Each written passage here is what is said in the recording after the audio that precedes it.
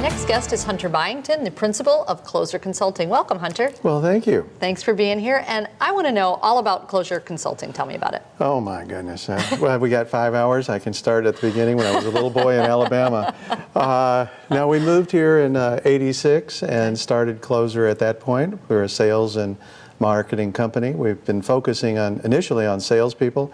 And then as we got to know our clientele, we realized the problem wasn't the salespeople, the problem is the management. And so I've heard that before. Yes, and we said, well, we got to work with those people. So we shifted probably about 1995 to focusing on senior management. And then somewhere during that time also, we started focusing on evaluating both sales teams, sales candidates, and beginning to find a way to help companies create a roadmap for their business in the sales area. You know, you probably don't think about that when you think of sales, but what do you think makes it so difficult for companies to find the right salesperson? Well, there's a couple of things. One is they usually hire in their own image. Guilty as charged. Well, and what happens is when they hire in their own image, they get exactly what they got, sure. But they're also disappointed usually, and so that's why those folks usually don't work out. Okay. The second thing is if they are large enough to have a HR department, HR is afraid of salespeople, if you think about it. Sure. They usually hire, again, people they're comfortable with. But a sales manager or a vice president of sales really wants somebody who is focused on sales, making money. They're not necessarily people. They should be as part of the relationship building, but their job is to go out and get money.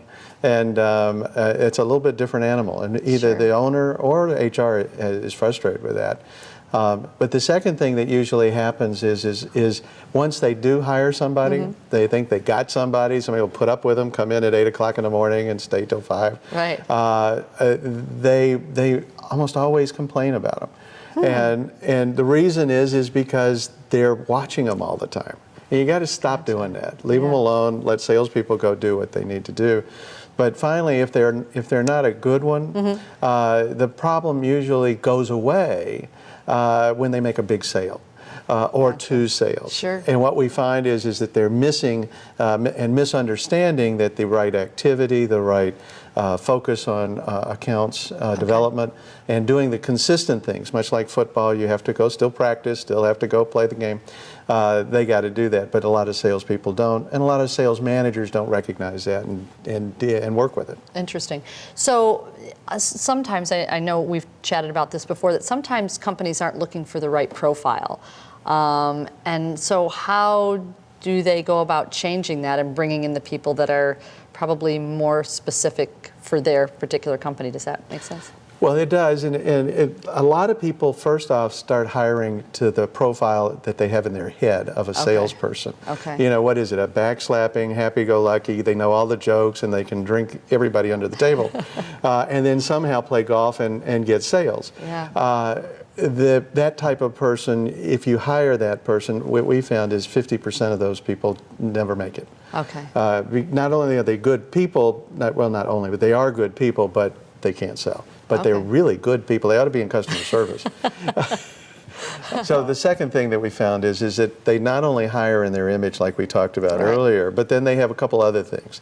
They have a compensation package that is based on the previous salesperson, which was a mediocre salesperson. Gotcha. And yet when we talk to them and we say, well, let's help you evaluate sales candidates, that's one of the things we do as well. Okay. When we do that, they say, well, we want the best, and we want people who can go kill and go make money for us. Right. And really a step up. They forgot to bring the compensation up with it.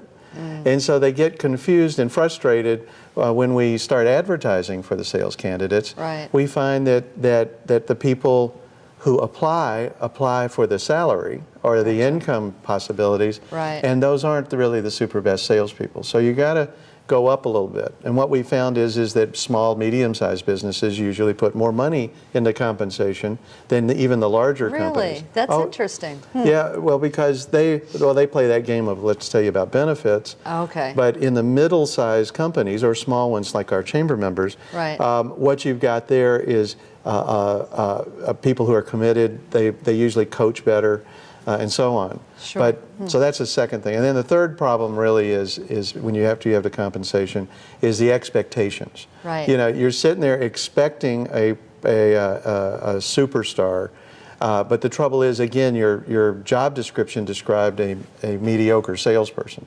And so you've got to up it a little bit, rewrite it. You write for what you want, not what you got. And that's unfortunately, what most people do.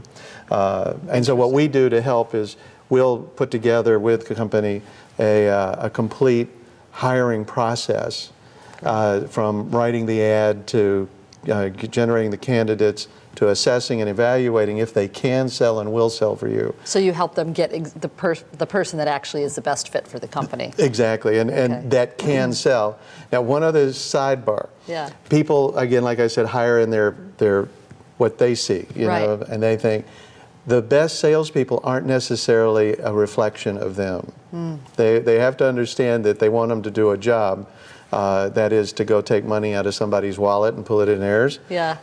And you want them to have great relationships and build good bonds with your customers, but on a professional level. Gotcha. But they're not to fall in love with them. Okay. And that's the problem. A lot of small businesses in particular have. They just fall in love with a guy or girl and keep them forever and like to complain about them. Yeah.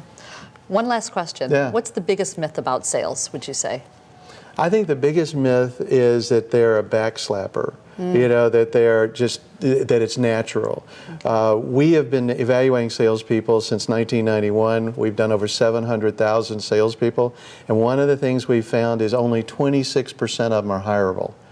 And then that means that when you get tighter on that, it's not only 26 are hireable, but then the other piece of it is in your industry, the number gets even smaller.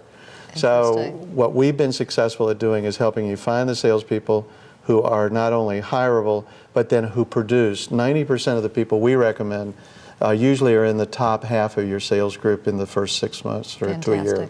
Wonderful. Well, Hunter, thank you so much for joining me today, and we'll be right back.